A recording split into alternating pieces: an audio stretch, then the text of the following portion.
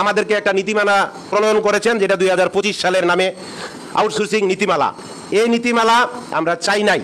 তারপরেও আমরা সরকারকে, বর্তমান সরকারকে ধন্যবাদ ও কৃতজ্ঞতা জানাচ্ছি যে ওনারা আমাদের কথাগুলো আমলে নিয়ে নতুনভাবে সংস্কার করে একটা নীতিমালা প্রণয়ন করেছেন।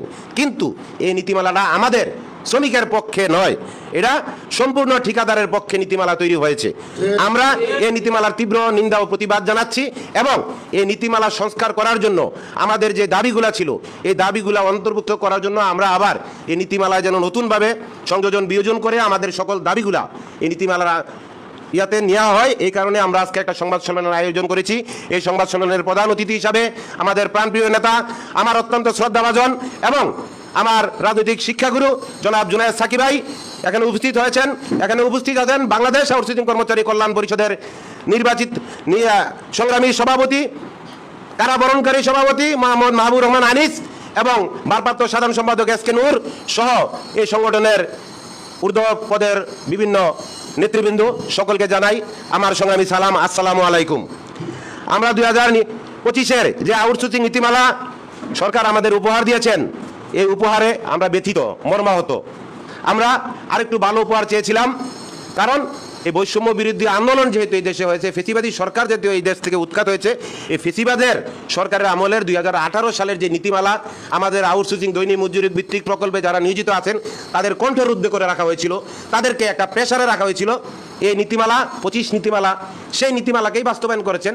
দুই একটা উপহার আমাদের দিয়েছেন। এই উপহারটা আমাদেরকে না দিলেও পারতেন। আমাদেরকে আমরা যে প্রাপ্য চাওয়া, আমাদের যে যৌক্তিক চাওয়া, সেই যৌক্তিক চাওয়ার আলোকে যদি নীতিমালাটা করতেন, তাহলে আমরা সমগ্র বাংলাদেশের 8 লক্ষ আউটসোর্সিং উপকৃত হতো এবং 8 লক্ষ আউটসোর্সিং মানে 50 লক্ষ ভোটার উপকৃত হতো। আপনারা যেহেতু এই দেশ চালাবেন, সামনে আপনাদের নির্বাচন করতে হবে, তাহলে আমরা কিন্তু এই দেশেরই ভোটার, এই দেশেরই নাগরিক, আমাদের ভোটটাও আপনাদের দরকার আছে।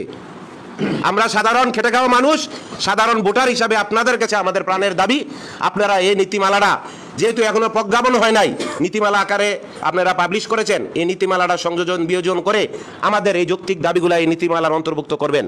এই নীতিমালার অন্তর্ভুক্তকরণের জন্য যা যা আমরা লিখে টাইপ করে আজকে সংবাদ সম্মেলন বা সাংবাদিক media, electronic media, press media এবং বিভিন্ন গোয়েন্দা সংস্থা যারা আছেন তাদের মাধ্যমে সরকারের উপরে মহলে পৌঁছানোর জন্য আমরা এই নীতিমালার অন্তর্ভুক্তি করার জন্য আমাদের দাবিগুলো আমরা পরে শোনাবো।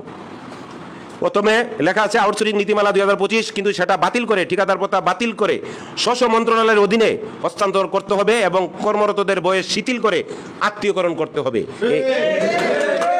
সেবা ক্রয়কারী প্রতিষ্ঠানের প্রদানের বাজেট খাতে হস্তান্তর করতে হবে, মানে আমাদের বাজেটটা বিভিন্ন মন্ত্রণালয়ে থাকে, এই কারণে আমাদের আউটসোর্সিং এর বেতনটার মধ্যে অনেক জটিলতা হয়। আমরা চাচ্ছি আমাদের স্ব প্রতিষ্ঠানের প্রদানের মাধ্যমে বাজেটটা হস্তান্তর করে আমাদের বেতন খাত তৈরি করে সেবা খাত নাম দিতে হবে।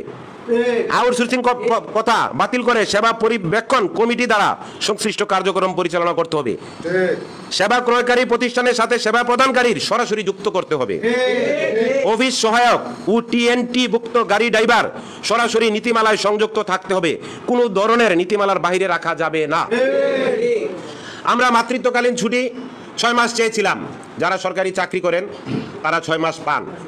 আমার প্রশ্ন হইল, মাতৃত্বকালীন ছুটি যারা সরকারি চাকরি করে তারাই মা হয়, আউটসোর্সিং যারা চাকরি করে তারা কি মা হয় না? তো তাদের ছুটি আমরা 6 মাস চেয়েছিলাম, ওনারা নীতিমালায় আমাদেরকে 45 দিন দিয়েছেন। আমরা এই ছুটিটা বৃদ্ধি করে মিনিমাম 90 দিনের দাবি করি। আমাদেরকে পেনশনের আওতায় সরাসরি আনতে হবে, যা জিবি ফান্ড তৈরি করতে হবে।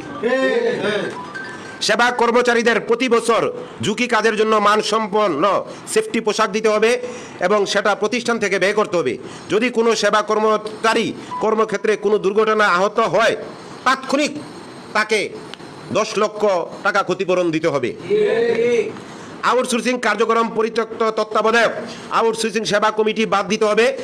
শুধু সেবা কমিটি গঠন হবে এবং সেটা অর্থ মন্ত্রণালয়, শ্রম মন্ত্রণালয় ও প্রতিষ্ঠান প্রদানের মাধ্যমে কমিটি গঠন করতে হবে। সেবা গ্রহণের সেবা কর্মীর কোনো চাকরি, এখন একটা নীতিমালা আসছে, 2 বছর একটা চাকরির প্রক্রিয়া চলবে, মানে 2 বছরের জন্য ঠিকাদারের সাথে চুক্তি হবে।